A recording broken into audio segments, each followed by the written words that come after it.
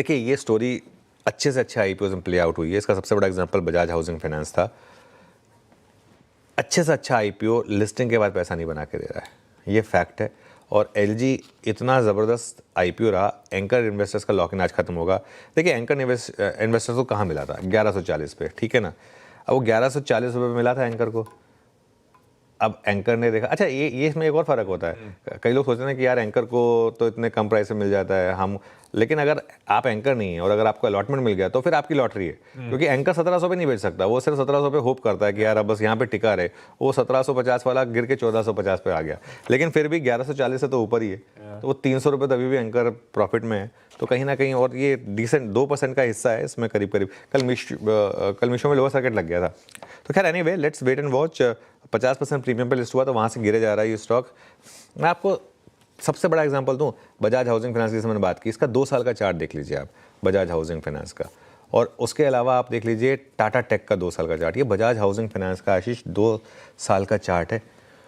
ये stock split वगैरह नहीं है, ये 42% स्टॉक गिरा है। ये बजाज हाउसिंग फाइनेंस जैसा स्टॉक 42% गिरा है। टाटा टेक जैसा स्टॉक 2 साल में 42% गिरा है। ये दो मैंने एग्जांपल क्यों लिए हैं? क्योंकि एलजी से पहले यही 2 सबसे ज़्यादा मार्की आईपीओस थे जहां पर लोग, अब देखिए इसमें अप्रोच यही है, या तो आपको आईपीओ में अलॉटमेंट मिल जाए।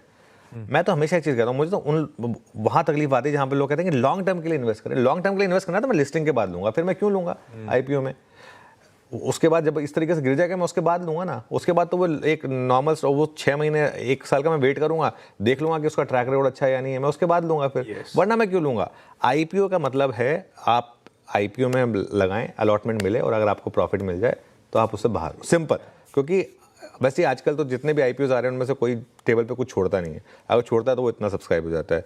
बाकी मैं आपको और कितने एग्जांपल लगातार देता रहा हूँ। वो स्टैनली लाइफस्टाइल का एग्जांपल याद है? वो जारो इंस्टीट्यूट, उसका एग्जांपल आपको याद है? मतलब ऐसे, मतलब कहते हैं डाइम अ डजन, मतलब इतने हैं।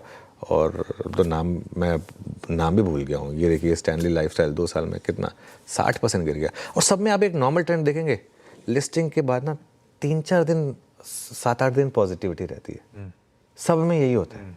लिस्टिंग के तुरंत बाद लगता है कि वाह बहुत अच्छी वो हो गई, और 2-3 दिन अच्छे गेन भी रहते हैं। लक्ष्मी डेंटल एक और एग्जांपल है। लक्ष्मी डेंटल है ना, लक्ष्मी डेंटल, ये देखिए, और सारे के सारे स्टॉक आधे हो गए। अब इनमें अगर मुझे कोई कह दे कि जिसने लिस्टिंग के दिन लिया है उसका पैसा वापस आएगा, तो आप सिर्फ होप में जी रहे हैं।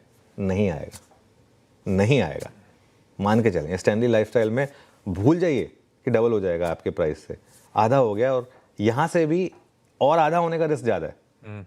बल्कि बजाज स्टाइल, आई थिंक एक और ऐसा आईपीओ आया था ना, बजाज स्टाइल का भी एक आईपीओ, एक बजाज स्टाइल था, और क्या था, आई थिंक ड्रीम फोक्स था एक, मतलब कई थे ऐसे मेरे ख्याल से जो जहाँ पे इसमें बीच बीच में एक्सेप्शंस भी आते हैं। 1-2 आईपीओ स्ट्रॉन्ग, मतलब जैसे भारतीय हेक्साकॉम था, जैसे भारतीय हेक्साकॉम एक एग्जांपल है जहाँ पर पैसा बना आपका, और आपने चाहे आईपीओ में लिया चाहे आपने लिस्टिंग के बाद लिया, वहाँ पर आपका पैसा बना, और अच्छा पैसा बना, रीजनेबल पैसा बना।